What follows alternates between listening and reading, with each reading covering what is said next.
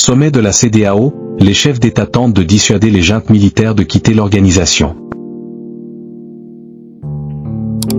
L'organisation ouest-africaine a décidé de mettre en place une période de transition qui durera jusqu'au 29 juillet 2025, afin de maintenir les portes de la CEDEAO ouvertes aux 3 pays pendant cette période, a déclaré Omar Touré, président de la commission de la CEDEAO. Selon le règlement, les 3 pays cesseront officiellement d'être membres de la CEDEAO à partir du 29 janvier 2025, a précisé M. Touré. 2 jours seulement avant le sommet, les régimes militaires du Burkina Faso, du Mali et du Niger, dont les représentants étaient absents lors du sommet dimanche, ont réaffirmé leur décision irréversible de quitter la CEDEAO, affirmant que cette organisation est instrumentalisée par la France. Le départ de ces 3 pays, qui forment l'Alliance des États du Sahel, AES, pourrait avoir des implications économiques et politiques importantes avec notamment la question de la libre circulation des personnes et des biens dans la région, où les groupes djihadistes gagnent du terrain.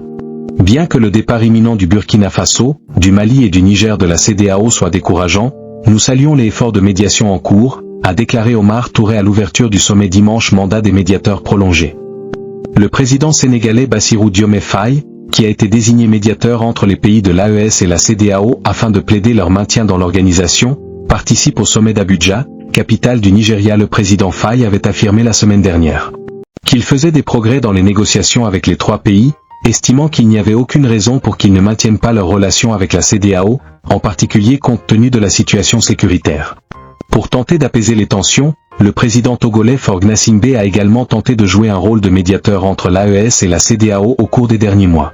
La CEDEAO prolonge le mandat des présidents du Sénégal et du Togo pour poursuivre leur rôle de médiation jusqu'à la fin de la période de transition afin de ramener les 3 pays membres au sein de la CEDEAO, a également annoncé M. Touré lors du sommet. La rupture entre l'AES et la CEDEAO s'est faite après le coup d'État au Niger, en juillet 2023, le 6e dans la région en 3 ans, 2 au Mali, 2 au Burkina et 1 en Guinée. L'organisation ouest-africaine avait menacé d'intervenir militairement et imposé de lourdes sanctions économiques à Niamey, levées depuis.